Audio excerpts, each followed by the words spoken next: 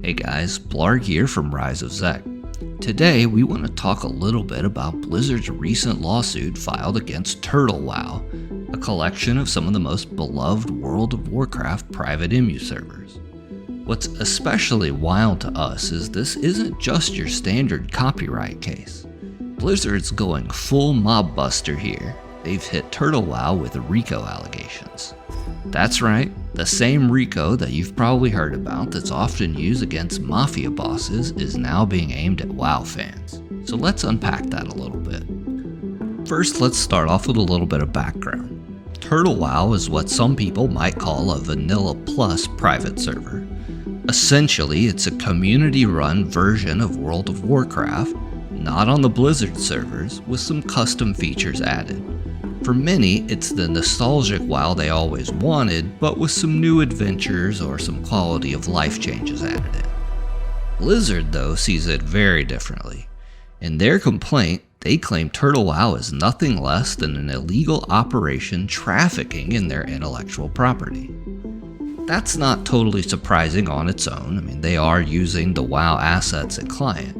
But what is surprising is Blizzard is taking the next step and saying this conduct amounts to racketeering. The exact allegations that Blizzard is making is that TurtleWow violates RICO, which is the Racketeer Influenced and Corrupt Organizations Act.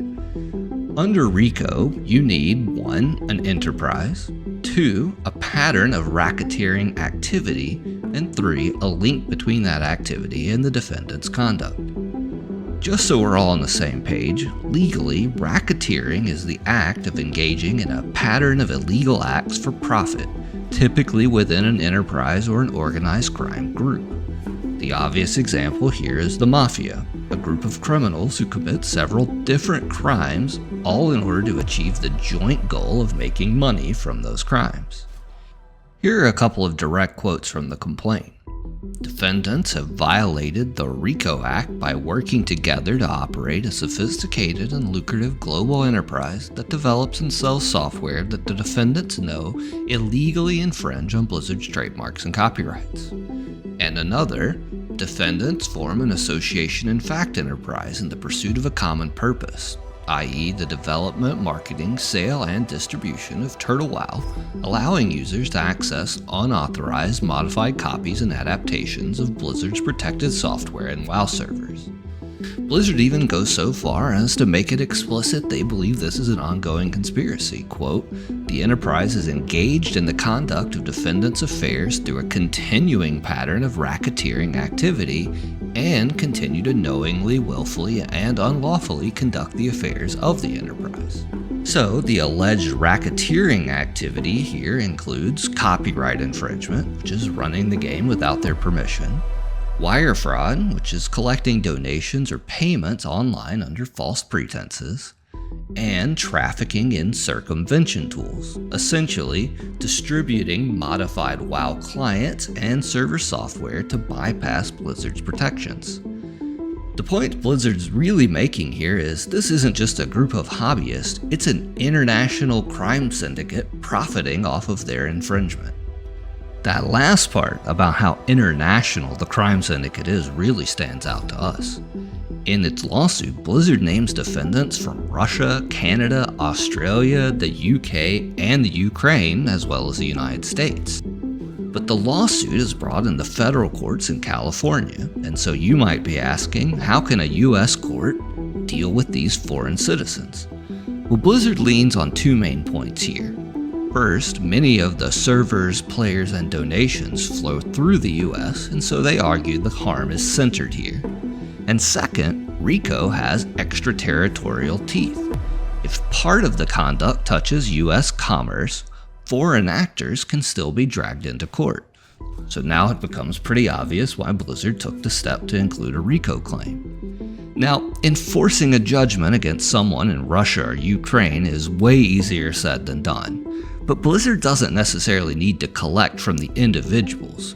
They may just want the court to order the operation shut down and to allow them to seize the domains and cut off payment processors.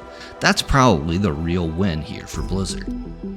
Now, RICO is definitely the headline as far as we're concerned, but Blizzard also stacks on a bunch of other claims that are typical in these kinds of cases. Those are copyright infringement, which is really the heart of the case, the unauthorized copying and distribution of WoW's client and server software, DMCA anti-circumvention claims, essentially to run a private server you need to bypass Blizzard's login and authentication, which is a DMCA violation. Trafficking in circumvention devices, essentially distributing custom launchers or cracked clients, the Lanham Act, or the false designation of origin, where Blizzard says that Turtle WoW is using their trademark, such as the Blizzard logo, which confuses players into thinking Turtle WoW is somehow an authorized client, and tortious interference, which is basically that Turtle WoW is interfering with Blizzard's economic relationships with paying WoW subscribers and preventing them from making money they otherwise would. All of these add up into what you would call a belt and suspenders approach. If the RICO claim doesn't stick, Blizzard still has multiple fallback theories to shut Turtle WoW down. From my perspective as a lawyer, I would say RICO is pretty aggressive here. Courts don't always like stretching it outside of traditional organized crime. But Blizzard lawyers are smart. They've laid out a narrative of a coordinated international conspiracy that goes well beyond casual fan use, and they really might have something here. As a gamer, though, it's pretty bittersweet. I think Turtle WoW exists because Blizzard hasn't delivered on the experience that many fans want. Instead of competing with better official servers, they're bringing out the bazooka and trying to nuke Turtle WoW out of existence. And while I certainly understand the IP rights arguments, suing fans under RICO risks painting Blizzard as out of touch with its community. Overall, I think it just generally makes me a little uncomfortable whenever a giant corporation starts alleging complex and fringe legal theories that the average person would need a whole stable of lawyers and experts to refute. Turtle WoW is probably in the wrong here, but if they aren't, or if they even want to have a shot to contest it, they're going to have to pay attorneys and expert fees that would make the average person cry just to think about. And don't forget, Blizzard is owned by Activision, which is owned by Microsoft, so no matter how many donations Turtle WoW took in, they're never going to be able to compete with their checkbooks. So that's our breakdown. Blizzard's got a real nasty lawsuit against Turtle WoW with RICO at the center and plenty of other claims piled all around. What do you guys think? Do you think Blizzard has a case, or are they just going way too far against their fans here? Let us know what you think in the comments, and if you enjoy these types of legal deep dives into the MMO world, hit the like button and subscribe so you can see more in the future. For now, thanks for watching, and we'll see you in the next one.